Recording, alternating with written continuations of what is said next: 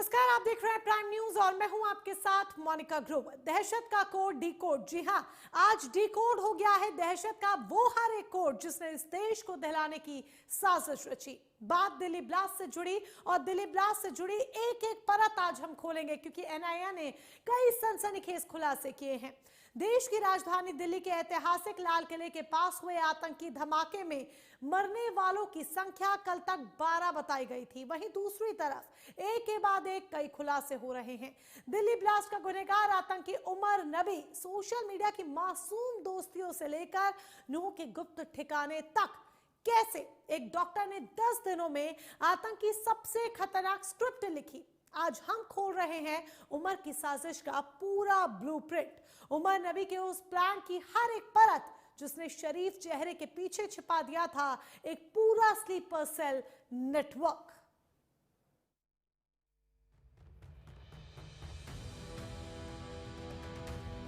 कभी कभी सबसे खतरनाक दुश्मन वही होता है जिसकी शक्ल से जरा भी अंदाजा ना हो। एक डॉक्टर, एक साफ सुथरा प्रोफेशन, कोई आपराधिक इतिहास नहीं। सोशल मीडिया पर दोस्ताना व्यवहार, पर अंदर ही अंदर पनप रहा था एक ऐसा प्लान, एक ऐसी साजिश जिसने जांच एजेंसियों को भी चौंका दिया। दिल्ली ब्लास्ट की जांच जब आगे बढ़ी तो एजेंसियों को डॉक्टर उमर नबी के मोबाइल फोन से कई ऐसे राज मिले जिनसे पता चला कि ये कोई साधारण व्यक्ति नहीं है बल्कि जैश ए मोहम्मद से जुड़े white collar sleeper cell network का मास्टरमाइंड जिसे ऑपरेट कर रहा था। उसका टूल कोई बम, कोई AK-47 नहीं बल्कि सोशल मीडिया पर दोस्ती। और यही से शुरू होती है कहानी। दोस्ती के नाम पर कट्टरपंथ, भरोसे के नाम पर ब्रेन वॉश और शरीफ दिखने वाले आतंकियों की एक नई जनरेशन की रचना। आखिर क्या प्लान था आतंकी उमर का, दोस्ती का खतरनाक खेल जिसका अब खुलासा हो गया।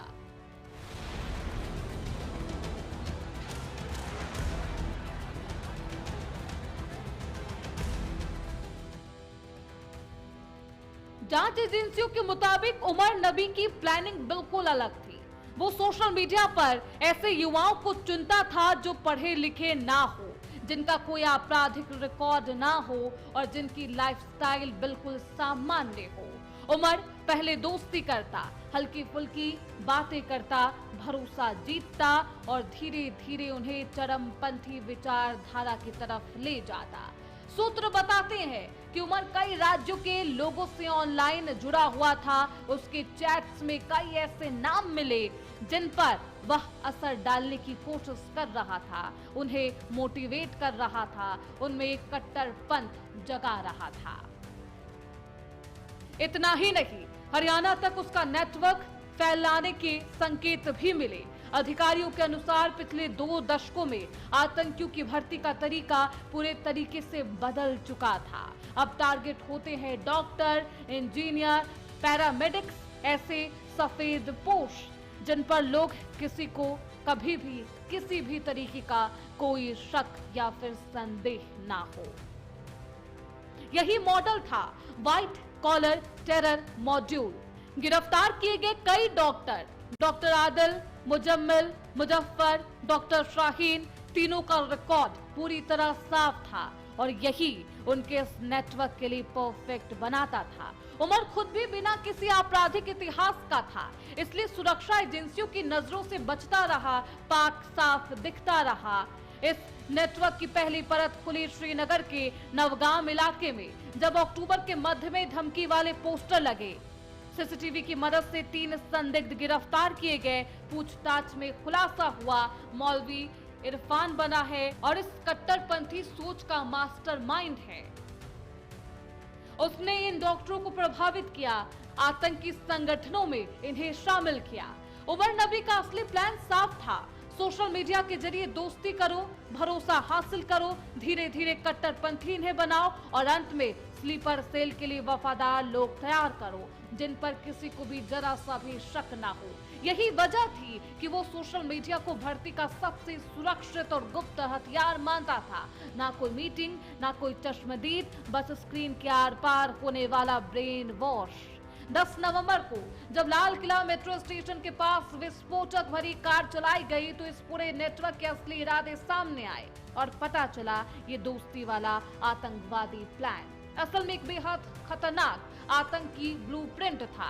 ये कहानी चेतावनी है कि आतंकवाद अब पुरानी शक्लों में नहीं आता, न जंगलों के कैंप में, न हथियारबंद तस्वीरों में। अब आतंकवाद दिखता है व्हाइट कोट में, प्रोफेशनल पहचान के पीछे, सोशल मीडिया फ्रेंड लिस्ट में छिपा होता है। वहीं दिल्ली ब्लास्ट केस में डॉक्टर उमर नबी का नाम सामने आया तो जांच एजेंसियों की नजरें अचानक नूह की ओर भी गई और यही खुलने लगी है वो कहानी जिसकी परत दर परत असल साजिश सामने आई। कौन से लोग थे जो इसमें शामिल थे, कहां छिपा था उमर और कैसे सिर्फ 10 दिनों के अंदर अंदर उसने पूरी आतंकी प्लॉटिंग बुन डाली।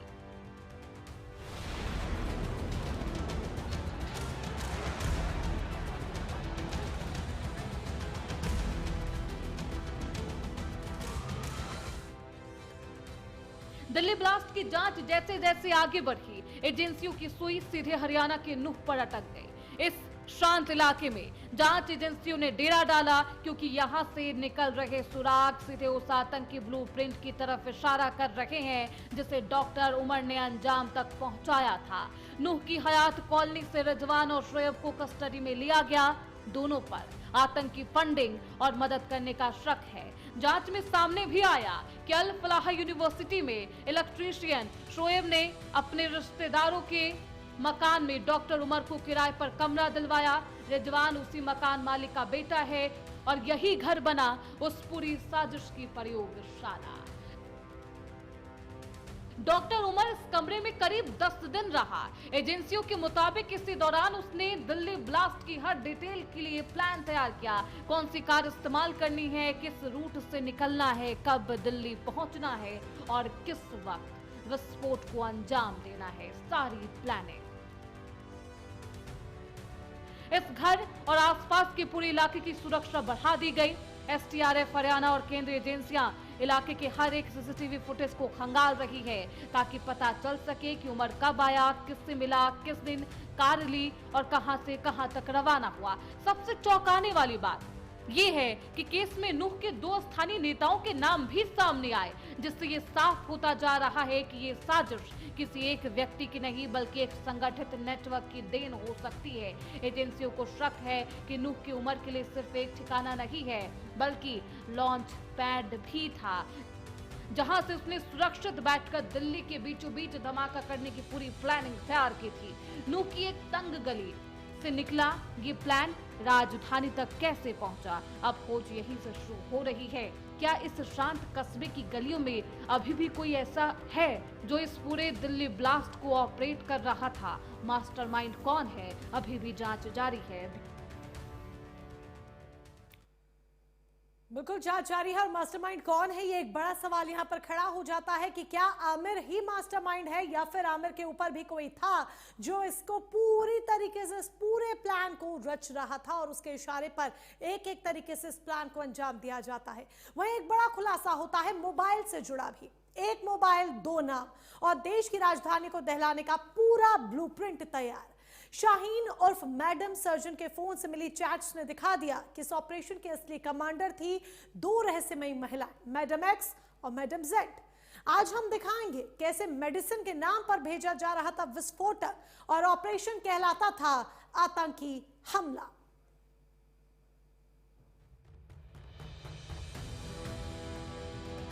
कभी कभी आतंक की असली ताकत बंदूकों में नहीं बल्कि उन मोबाइल स्क्रीन में छिपी होती है जिन पर नाम तो साधारण होते हैं पर इरादे खौफनाक। दिल्ली ब्लास्ट की जांच में जब शाहीन नाम की महिला पकड़ी गई तो किसी को अंदाजा नहीं था कि उसका फोन देश की सबसे चौंकाने वाली आतंकी चैट्स का दरवाजा खोल देगा। एक साधारण दिखने वाली महिला जिसे उसके नेटवर्क में मैडम सर्जन कहा जाता था, लेकिन उसके फोन में छिपी थी 2 और रहस्यमयी महिलाएं, मैडम एक्स और मैडम जेड। कौन थी ये, कहां से आदेश दे रही थी, भारत में या सीमा पार पाकिस्तान में, और व्हाट्सएप चैट्स में आखिर क्या चल रहा था? इन सवालों ने जांच एजेंसियों को चौकन्ना कर दिया है और अब शुरू होती है उस पूरी साजिश की कहानी जो दिल्ली को दहलाने से पहले ही खुल गई। दिल्ली ब्लास्ट केस में जो रहस्य अब सामने आ रहे हैं, उन्होंने जांच को दिलचस्प बना दिया है। गिरफ्तार की गई संदिग्ध महिला शाहीन, जिसे अंदरूनी नेटवर्क में मैडम सर्जन कहा जाता था, उसके फोन से एजेंसियों को कुछ ऐसा इनपुट मिला है जिसने पूरे नेटवर्क की दिशा बदल दी है। उसके व्हाट्सएप चैट्स में 2 अज्ञात नाम उभर कर सामने आए हैं, मैडम एक्स और मैडम जेड। ये दोनों नाम ना सिर्फ कोड नेम थे, बल्कि इस बात का प्रमाण भी थे कि नेटवर्क में महिला ऑपरेटर्स की एक परत मौजूद है, जो राष्ट्रपति भवन से लेकर बॉर्डर तक किसी भी एजेंसी की रडार पर नहीं थी। जांच एजेंसियों के अनुसार मैडम सर्जन को लगातार 2 नंबरों से आदेश मिलते थे। इन नंबरों पे ना डीपी, ना स्टेटस, ना पहचान, सिर्फ आदेश। यही नंबर अब मुख्य कमांडर्स की श्रेणी में रखे गए हैं। सिग्नल, व्हाट्सएप, टेलीग्राम की जांच के बावजूद इन नंबरों का असली सोर्स पकड़ना मुश्किल हो रहा है, क्योंकि इसमें VPN, वर्चुअल नंबर और IP एड्रेस का इस्तेमाल किया गया है।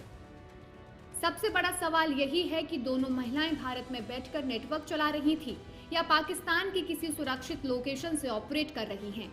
एजेंसियां इन दोनों के डिजिटल फुटप्रिंट की मिलान कर रही हैं, लेकिन हर कदम पर सामने आ रही है एक नई चुनौती।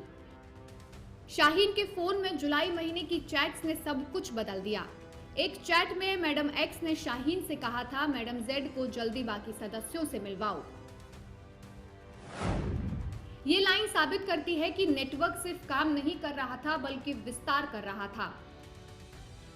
नए मेंबर्स की भर्ती की जा रही थी और महिलाएं इस नेटवर्क का अगला चेहरा बनने वाली थी। इतने संगठित स्तर पर महिला मॉड्यूल का सक्रिय होना पहले कम देखा गया था। इस चैट से यह भी साफ हो गया कि मैडम जेड की एंट्री सिस्टम में नई थी, लेकिन उसकी भूमिका तेजी से बढ़ाने का आदेश पहले ही दे दिया गया था। अब बात करते हैं उस चैट की जिसने एजेंसियों को सबसे ज्यादा चौकन्ना किया, कोडवर्ड।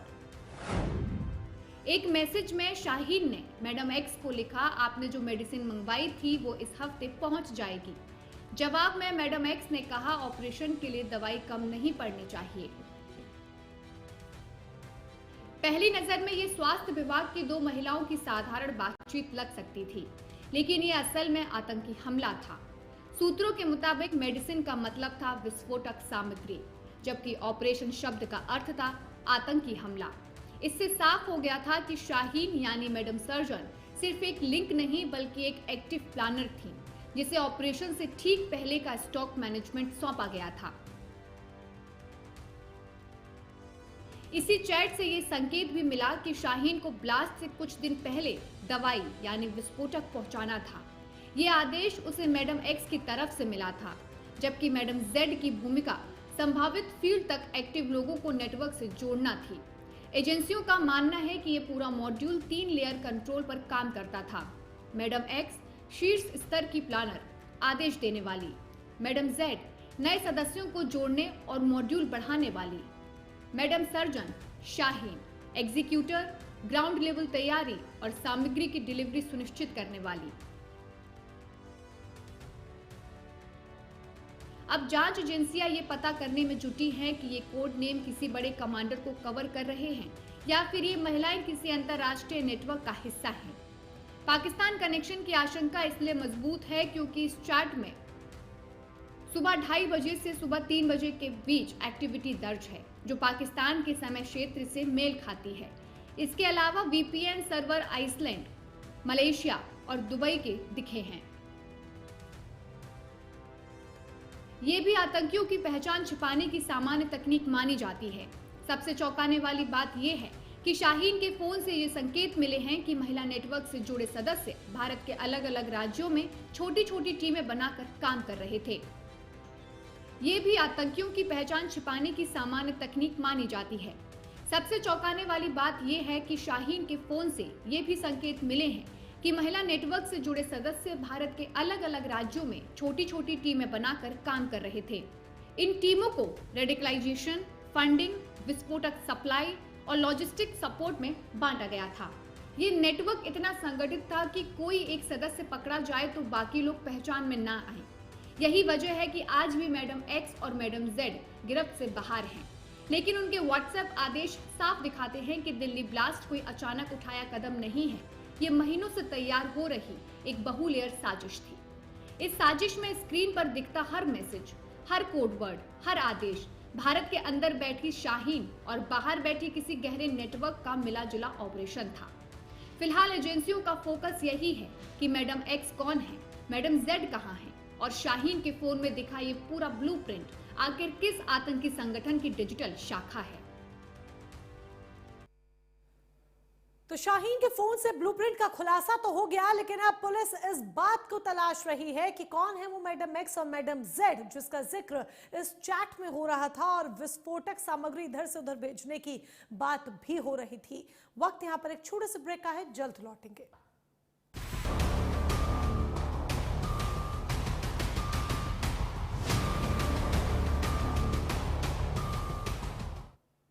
कभी कभी सबसे खतरनाक चेहरे वो होते हैं जिन पर हमें शक करने की आदत ही नहीं होती। एक डॉक्टर, एक प्लम्बर, एक इलेक्ट्रीशियन, एक इंजीनियर, लेकिन इनके पीछे छुपा होता है ऐसा नेटवर्क जो सिर्फ शहर नहीं बल्कि पूरे देश की सुरक्षा के लिए चुनौती बन जाता है। आज हम आपको दिखाने जा रहे हैं आमिर राशिद अली की पूरी कुंडली। कौन है आमिर, उसकी भूमिका क्या थी इस पूरे मॉड्यूल में और कैसे एनआईए ने उसे गिरफ्तार किया। कभी कभी सबसे खतरनाक चेहरे वो होते हैं जिन पर किसी को शक करने की आदत ही नहीं होती। एक डॉक्टर, एक प्लम्बर, एक इलेक्ट्रीशियन और इनके पीछे छिपा होता है एक ऐसा नेटवर्क जो सिर्फ किसी शहर नहीं बल्कि पूरे देश की सुरक्षा को चुनौती दे रहा होता है। दिल्ली के लाल किले के सामने 10 नवंबर को i20 कार में हुआ बम धमाका पहली नजर में एक साधारण हमला लग रहा था, लेकिन जैसे जैसे एनआईए ने जांच की, सामने आया कि एक ऐसा मॉड्यूल जिसकी कड़ियां कश्मीर की वादियों से लेकर दिल्ली की भीड़भाड़ वाली सड़कों तक फैली हुई थी। कार को चलाने वाला उमर उन नबी था और अब उसके सबसे करीबी सहयोगी की गिरफ्तारी आमिर रशीद अली ने पूरे मामले की तस्वीर बदल दी है।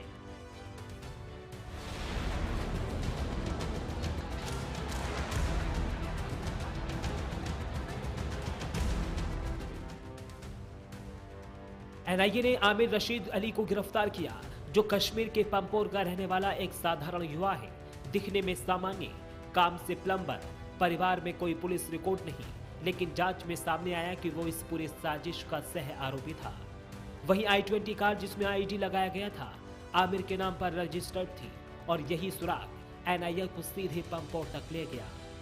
आमिर के पड़ोसी बताते हैं कि वो शांत लड़का था जिसका पिता कुछ साल पहले गुजर चुका था और जो घर का खर्च चलाने के लिए प्लम्बिंग करता था, लेकिन एनआईए के अनुसार वो इस आत्मघाती हमला मॉड्यूल का सक्रिय सदस्य था। दिल्ली में उसके ठिकानों पर छापे मारे गए और उसे गिरफ्तार किया गया। एजेंसी का दावा है कि आमिर विशेष रूप से दिल्ली आया था सिर्फ उस कार को खरीदने के लिए जिसे बाद में आईईडी से भरा गया। उमर उन नबी जो पुलवामा का रहने वाला है और अल फलाह यूनिवर्सिटी फरीदाबाद में जनरल मेडिसिन विभाग का असिस्टेंट प्रोफेसर था, इस मॉड्यूल का मुख्य आत्मघाती हमला करने वाला था।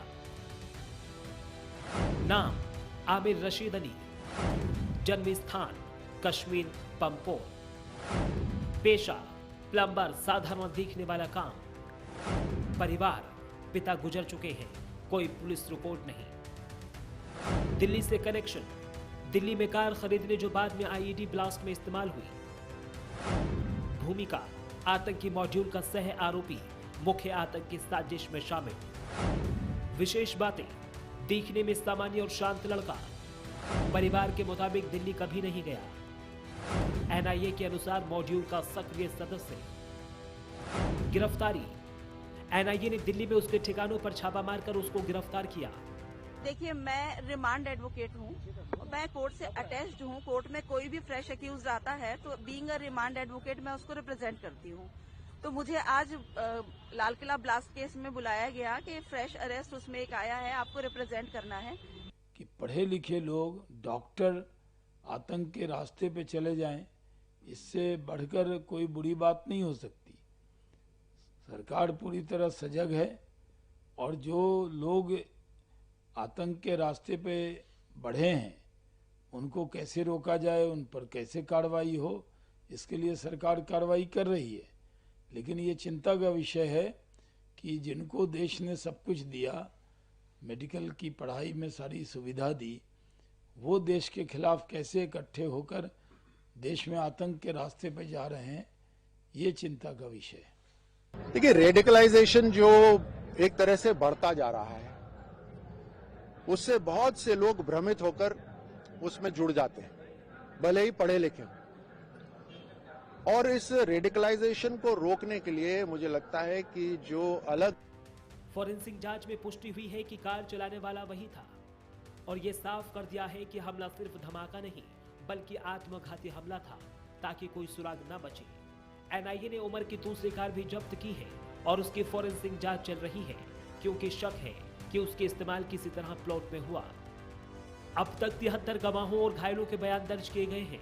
डिजिटल सबूतों में chat, call record, GPS data और एनक्रिप्टेड फाइलें शामिल हैं जो ये साबित करती हैं कि यह हमला किसी एक या फिर दो लोगों का काम नहीं बल्कि एक संगठित मॉड्यूल का हिस्सा था। जांच में अब तक 3 बिंदुओं पर केंद्रित है। नेटवर्क कितना बड़ा है, फंडिंग कहां से आई और मास्टरमाइंड कौन है।